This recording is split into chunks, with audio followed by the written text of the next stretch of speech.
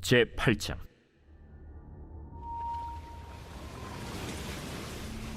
하나님이 노아와 그와 함께 방주에 있는 모든 들짐승과 가축을 기억하사 하나님이 바람을 땅 위에 불게 하심에 물이 줄어들었고 깊음의 샘과 하늘의 창문이 닫히고 하늘에서 비가 그치매 물이 땅에서 물러가고 점점 물러가서 150일 후에 줄어들고 일곱째 달 곧 그 달 11의 날에 방주가 아라랏산에 머물렀으며 물이 점점 줄어들어 열째 달 곧 그 달 초하룻 날에 산들의 봉우리가 보였더라.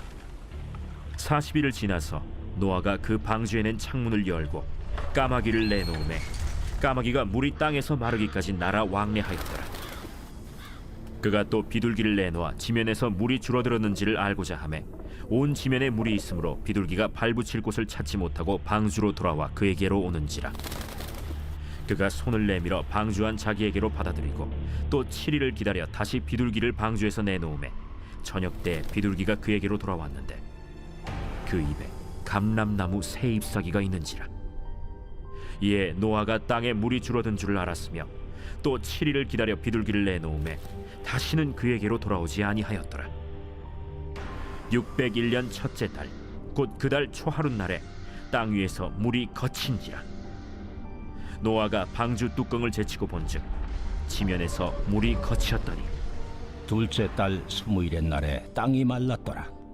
하나님이 노아에게 말씀하여 이르시되 너는 내 아내와 내 아들들과 내 며느리들과 함께 방주에서 나오고 너와 함께한 모든 혈육 있는 생물 곧 새와 가축과 땅에 기는 모든 것을 다 이끌어내라. 이것들이 땅에서 생육하고 땅에서 번성하리라.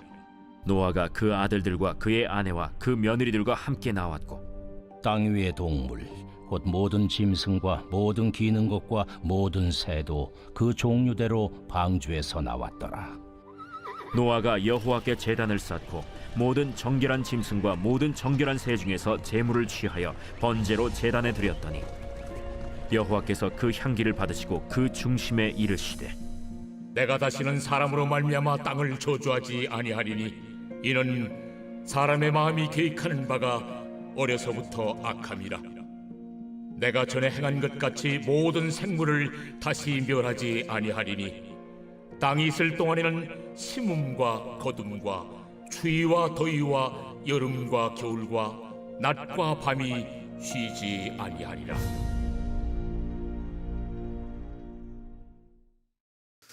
오늘도 주님의 보좌 앞으로 나오신 성도님들에게 하나님의 은혜와 평강이 함께 하시기를 축원드립니다. 오늘 창세기 8장 말씀 함께 살펴보도록 하겠습니다. 창세기 1장에서 천지를 창조하신 하나님의 모습이 등장합니다. 2장에서는 천지 창조의 가장 핵심되는 인간을 어떻게 만드셨는지를 보여주고 있습니다. 인간은 하나님의 형상대로 지음받은 왕적 존재입니다. 이 땅을 통치하고 다스리는 권세를 우리 인간들에게 주셨죠. 하지만 선악과를 따먹지 말라는 말씀 앞에 인간은 제한적 존재임을 드러내고 있습니다. 하나님의 명령 앞에 순종해야 되는 것이죠. 또 인간은 공동체로 존재해야 함을 보여주고 있습니다. 이렇게 하나님의 위임적 권위로 세상을 통치하고 다스려야 될 인간이 하나님의 뜻대로 살지 않고 선악과를 따먹으로 인해서 인간은 타락한 존재가 되었습니다. 에덴 동산에서 쫓겨난 인류는 가인을 중심으로 하나님을 대적하는 문화를 만들게 되었고 아담의 후손들까지 다 물들게 하여 그 생각하는 모든 것이 악할 뿐이었습니다. 그래서 결국 하나님께서는 홍수로 첫 번째 인류를 멸망시키기로 결정하셨죠. 그들이 범하였던 악한 행동들은 그다지 그렇게 큰 범죄도 아니었습니다. 오히려 우리의 일상과 크게 다르지 않은 먹고 마시고 시집가고 장가가는 것이었죠. 그것이 왜 멸망받을 일이었는가? 하나님이 창조하신 인간의 목적은 하나님의 나라, 하나님의 영광을 위해 사는 것이었습니다. 다시 말해 하나님의 나라를 만드는 일에 우리를 지으신 것이죠. 모든 인류가 범죄하였을 때, 즉 먹고 마시고 시집가고 장가갈 때 하나님 편에 섰던 의로운 자가 있었는데 그가 바로 노아였습니다. 그가 은혜를 입어 방주를 짓게 되었고 이 방주가 홍수의 심판으로부터 그를 구원하는 방편이 되었습니다. 우리도 이 노아처럼 이 죄악된 세상에서 건짐을 받아 하나님의 은혜로 하나님께 부름 받아서 하나님 나라를 세우는 일에 우리가 동참하게 되었습니다. 이것이 하나님 편에 서는 것이고 이 세상이 멸망받을 때 우리가 구원받는 방편이 됩니다. 우리 성도님들이 다 하나님께 은혜로 구원받은 존재이고 우리는 평생 노아가 120년 동안 방주를 지은 것처럼 우리의 제한된 120년의 세월 동안 하나님 나라를 세워가는 일에 집중해야 합니다. 우리는 먹든지 마시든지 무엇을 하든지 주님의 나라와 영광을 위해 살아야 합니다. 마지막 때에 모든 생명체가 이 땅에서 진멸당할 때에 바로 이 하나님 나라를 교회를 세워가는 우리 성도님들은 저 새 예루살렘에 이르게 되어질 것입니다. 그때 하나님 나라에서 혼인잔치의 예배를 드리게 될 텐데요. 그 마지막 혼인잔치의 예배의 모습이 또 오늘 본문에 이제 기록이 되어 있습니다. 이 인간의 역사가 계속 순환되게 되는데요. 그럴 수밖에 없는 것이 인간은 그렇게 달라지지 않습니다. 세상은 흘러가도 사람은 똑같이 죄인이고 똑같이 죄를 짓고 똑같은 행태를 살다가 하나님께 심판받고 멸망하게 되어 있습니다. 첫 번째 인류 중에 노아와 그의 가족들만이 방주에서 구원을 받고 그들이 아라랏산에 머물러 그 방주에서 나오게 되죠. 그 방주에서 나와서 그 노아와 그의 가족들이 제일 먼저 하는 것이 바로 예배였습니다. 예배. 우리가 이 세상에서 구원받은 자들로서 하나님의 은혜로 이 교회라는 방주에 동참하게 되었습니다. 그리고 우리는 일생 동안 이 교회를 세우고 하나님 나라를 만드는 일을 하게 되죠. 예수님이 다시 오실 때에, 즉 이 세상은 다 멸망받을 때에 이 교회에 있던 사람들이, 다시 말해 하나님 나라에 동참한 자들이 새 하늘과 새 땅이 되었을 때, 새 예루살렘이 도래하였을 때 우리는 방주의 뚜껑이 열려지고 노아의 가족들과 모든 생명체들이 나와서 새로운 삶을 살듯이 우리는 이 교회의 뚜껑이 열려지면 저 새 예루살렘에서 우리가 이 교회에서 다 나와 모든 믿는 자들이, 모든 구원받은 백성들이 새 예루살렘으로 다 나와서 그곳에서 영원한 삶을 살게 되어집니다. 새로운 삶을 살게 되는 것이죠. 새 예루살렘에서 요한계시록에서 이미 우리가 지난 시간들에 통하여 보았는데, 새 예루살렘에 우리가 입성하게 되면 혼인잔치의 예배를 드리게 됩니다. 하나님과 예수 그리스도 그분을 경배하는 그 찬송이 울려 퍼지게 되죠. 오늘 노아도 노아의 방주가 뚜껑이 열려지고 밖으로 나왔을 때에 제일 먼저 한 것이 바로 예배입니다. 똑같은 패턴으로 이어지는 거예요. 오늘 이 노아의 홍수가 마무리되고 아라랏산에 머물러서 이제 밖으로 나오는 장면인데요. 몇 가지 구절을 이렇게 보겠습니다. 1절 말씀을 보시게 되면, 하나님이 노아와 그와 함께한 방주에 있는 모든 들짐승과 가축을 기억하사 하나님이 바람을 땅 위에 불게 하심에 물이 줄어들었고, 오늘 1절에서 눈길을 끄는 단어가 기억하사입니다. 기억하사. 노아가 방주에 들어가서 지냈던 세월이 정확하게 1년 17일입니다.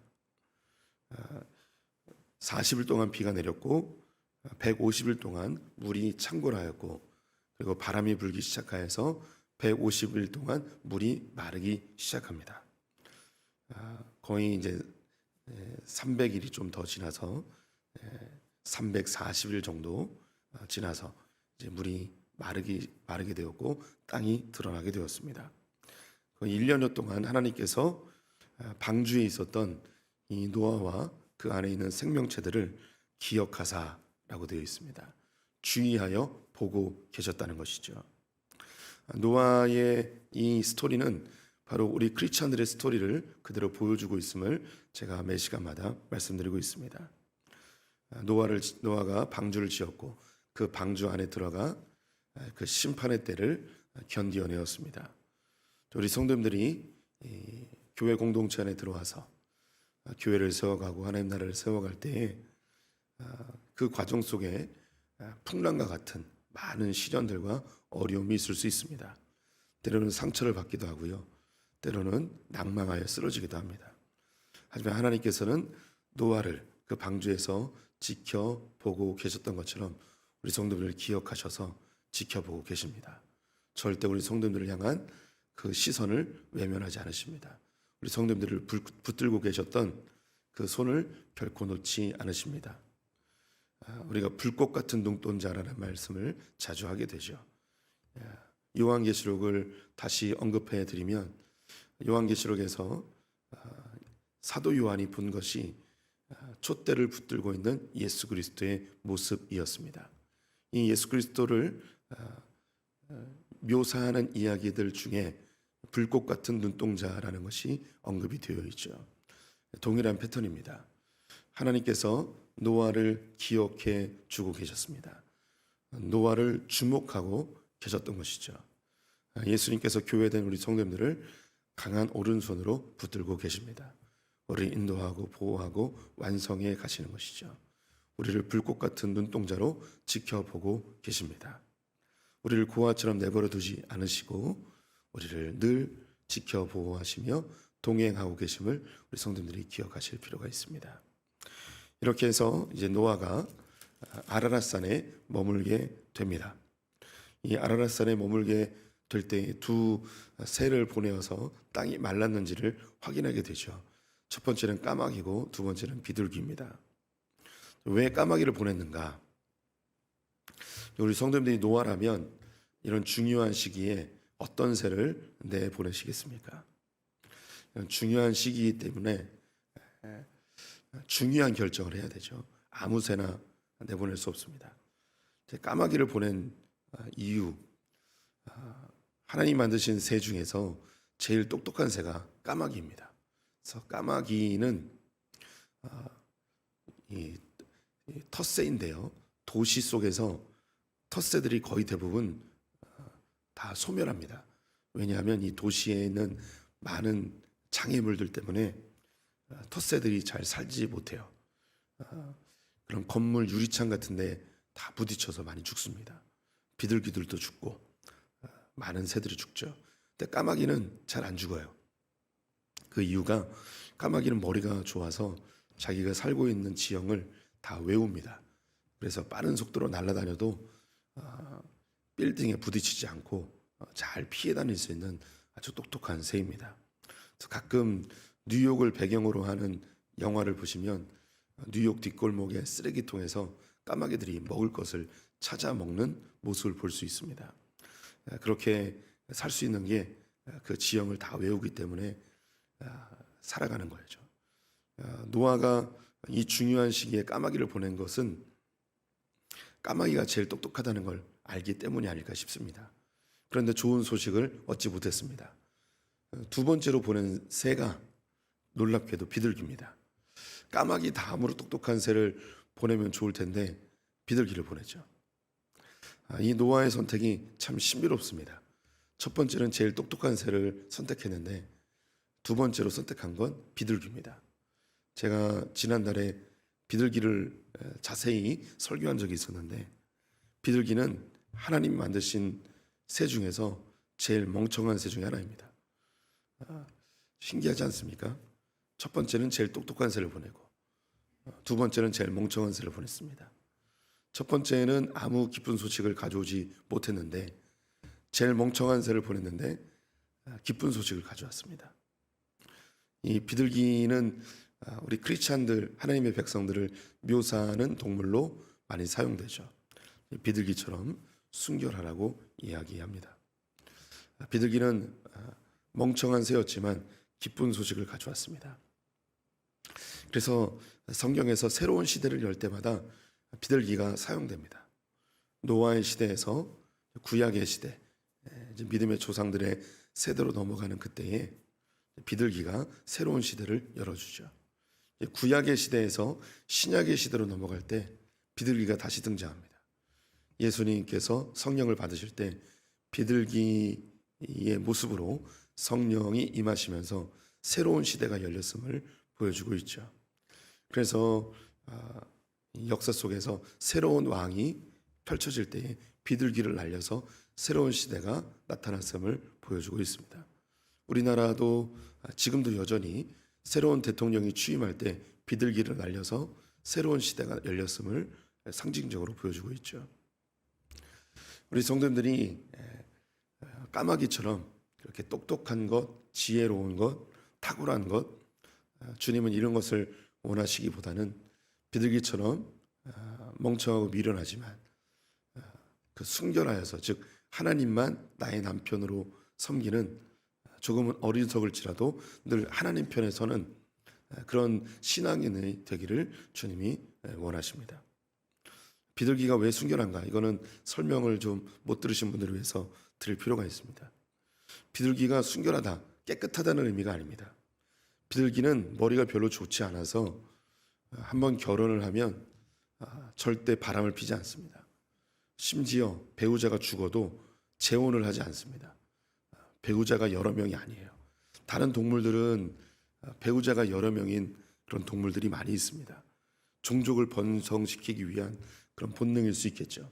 하지만 이 비둘기는 한 번 결혼하면 머리가 별로 좋지 않아서 그 한 사람밖에 몰라요. 그래서 순결한 거예요. 왜 우리 크리스천들에게 비둘기처럼 순결하라고 주님이 요구하시는가?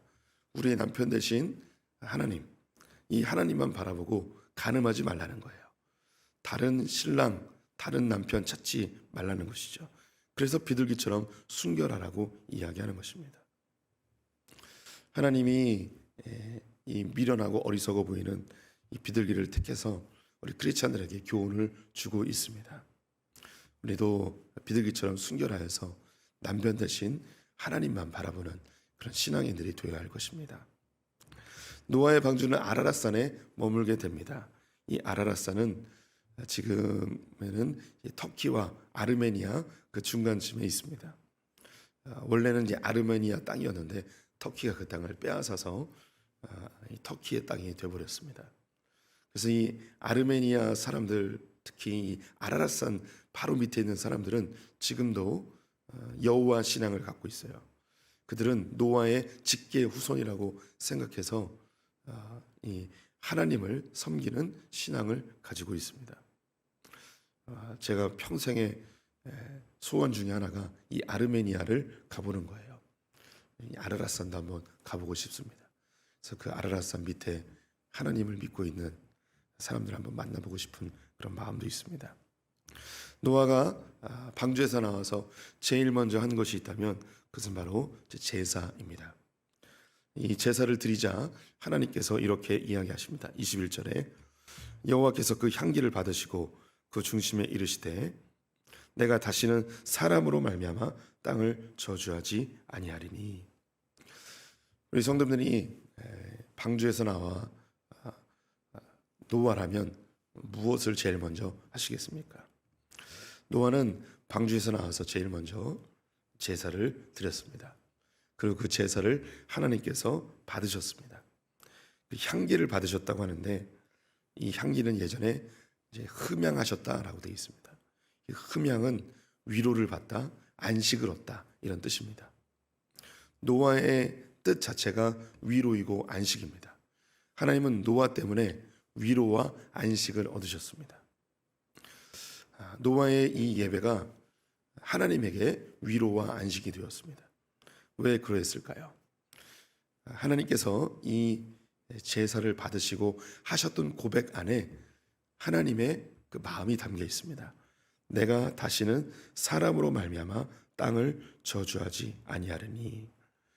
끝에 모든 생물을 다시 멸하지 아니하리니. 하나님께서 노아의 예배를 통해서 왜 위로와 안식을 얻으셨을까요? 하나님이 직접 자기 손으로 자기가 지으신 생명체들과 이 세상을 멸하였기 때문입니다. 하나님이 정말 정성 들여서 만든 그 에덴 동산과 그 땅에 있는 모든 사람들과 모든 생명체들을 노아의 방주에 있는 존재들만 빼고 다 죽여버렸습니다. 우리 성도님들이 정성스럽게 이루어낸 어떤 사업이나 어떤 작품이 있다면 그것을 내 손으로 직접 무너뜨려야 할 때 그 겪는 고통이 어떨까요? 우리 아이들이 자기가 만든 장난감도 누군가가 부셔뜨리면 대노하게 되는데 하나님께서 직접 만드신 이 세상을 자기 손으로 멸망시켜야 될 때 그 고통은 이루 말할 수 없습니다. 이 마음을 노아가 알았어요. 알 수밖에 없었어요. 왜냐하면 노아가 방주에 들어갔을 때에 마지막으로 보았던 세상은 아름다운 에덴이었습니다. 예쁜 동물들이 이리저리 날아다니고 울창한 수풀이 우거져 있고 이곳저곳에 아름다운 과실들이 맺혀 있는 너무 멋진 장면을 보고 방주에 들어갔습니다. 1년이 지나 방주 밖으로 나왔습니다. 그 아름다웠던 에덴의 모습은 다 사라져 버렸고 지금 우리가 보고 있는 그런 황량한 산맥과 거친 들만이 그에게 펼쳐져 있습니다. 모든 생명체는 죽어 있고 모든 나물들도 다 죽어버렸습니다. 이제 겨우 잎사귀가 나기 시작합니다. 아직 다 분해되지 않은 동물의 사체들이 뼈다귀만 남아 이곳저곳에 널브러져 있습니다. 아직 다 썩지 않은 동물의 가죽들도 널브러져 있었을 것입니다. 이제 겨우 이파리만 나고 있는 너무 황량해져 버린 이 세상, 자기가 처음 보았던 그 에덴은 완전히 다 사라져버리고 황량해져 버린 세상을 보면서 노아는 그 마음속에 하나님의 마음이 느껴졌습니다. 죄로 인하여 다 심판받고 몰락해버린 그 세상 앞에 노아는 방주에서 나와 제일 먼저 예배를 드립니다. 자기의 마음을 알아주는, 자기의 마음과 함께 해주고 있는, 자기가 하나님이 울고 있는 것에 함께 울고 있는 그 노아의 예배에 하나님은 위로를 얻으십니다. 안식을 얻으십니다. 이게 예배죠. 이게 참된 예배예요. 하나님은 지금도 예배하는 자를 찾으십니다. 그럼 어떤 예배하는 자를 찾으실까요? 내가 이 예배를 통해서 하나님을 조종하고 하나님을 이용해서 소원 성취와 문제 해결을 하려는 그런 예배자를 찾으실까요? 아니면 하나님의 마음을 깨달아 하나님의 마음과 함께하는 이 노아와 같은 예배자를 찾으실까요? 당연히 하나님은 하나님의 마음을 함께 알아주는 예배자를 찾으실 것입니다. 우리 성도님들도 자녀를 키우다 보면 자녀들이 나를 이용할 때를 알아요. 나를 이용하고 있구나 라는 걸 압니다. 집에서 착한 일을 하고 부모님 말씀을 잘 들어도 얘가 지금 나를 이용하기 위해서 하고 있구나 라는 걸 압니다. 어느 때는 이 아이들이 성숙하여서 아버지 어머니 마음을 깨달아 아버지 어머니의 마음에 위로를 줄 때가 있습니다. 말하지 않아도 옆에서 함께 해주고 내가 고민하는 것을 알아주고 이럴 때 부모님들은 감동을 하죠. 지금 이 노아의 예배는 하나님의 마음을 감동케 하였습니다. 우리 성도님들이 하나님을 감동시키는 예배자가 되었으면 좋겠습니다.